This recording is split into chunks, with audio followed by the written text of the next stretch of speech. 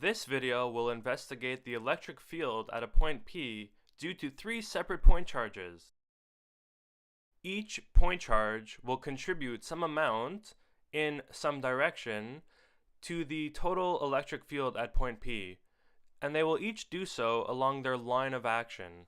Drawing a straight line from the point charge to the point P will help determine the direction along which this electric field acts. By convention, we say the electric field at point P points in the direction of what would happen to a positive test particle. Therefore, due to charge Q1, which is positive 2.5 microcoulombs, the electric field at point P will point away from Q1 along its line of action. Before determining the magnitude of the E1 vector, let us first investigate the direction in which it points.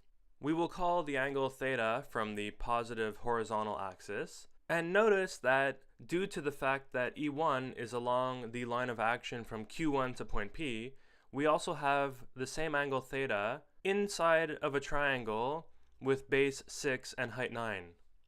Therefore, we can use the inverse tangent function to solve for theta, being 56.3 degrees.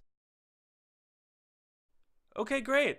So using this same idea, let's draw all three electric field contributions due to the 3 point charges at point P. Notice that E1 and E3 both have lines of action making a 56.3 degree angle to the horizontal. They're just mirror images of one another. Also, don't overlook the fact that Q2 is a negative 5 microcoulomb charge. As such, a positive test particle would be attracted towards Q2, and so the E field contribution due to Q2 points downwards towards Q2. Let us quickly define the positive X and positive Y directions before moving on to talk about magnitudes. Remember, we can use Coulomb's law that states the electric field due to a point charge is equal to 1 over 4 pi epsilon 0 times the charge itself divided by the distance between the charge and the location in space we are talking about. 1 over 4 pi epsilon 0 we also write sometimes as k, whose value is a constant. Let's take a moment here to talk about something very important when calculating electric fields at a point, as well as forces experienced due to point charges. We do not break down the distance between the point charge and point P in terms of x and y coordinates, and then separately calculate x and y components of the electric field. What we do first is calculate the electric field vector due to the straight line distance.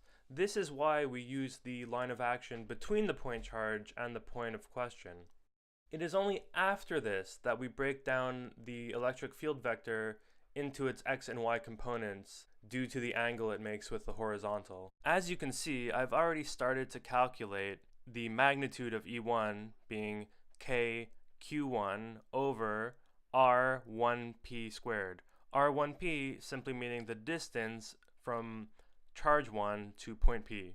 Only after I have calculated the magnitude of E1 do I start to break it up into its x and y components, using theta equals 56.3 degrees. It's worth mentioning at some point that it may not have been completely necessary to calculate the electric field component in the x direction for both Q1 and Q3. Why do I say this? Well, if you think about it, both Q1 and Q3 are positive 2.5 microcoulombs, and they contribute mirror image electric field vectors at point P. As such, their x components will cancel out. Be careful because the y components will not. In fact, the y components will double at point P.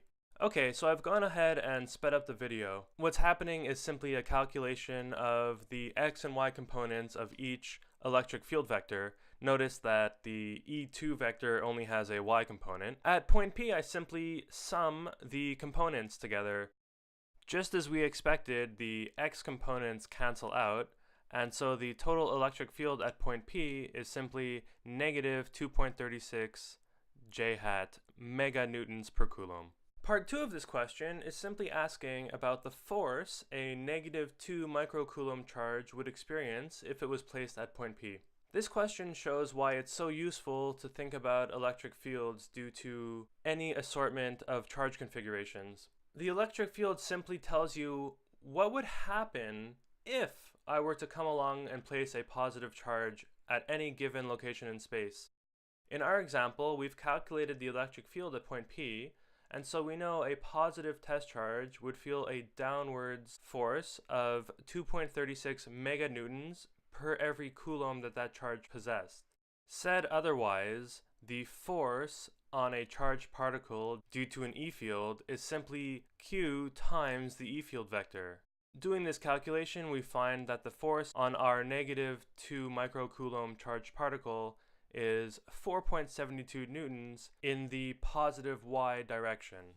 As always, the full solution is available in the video description below. Thanks for watching!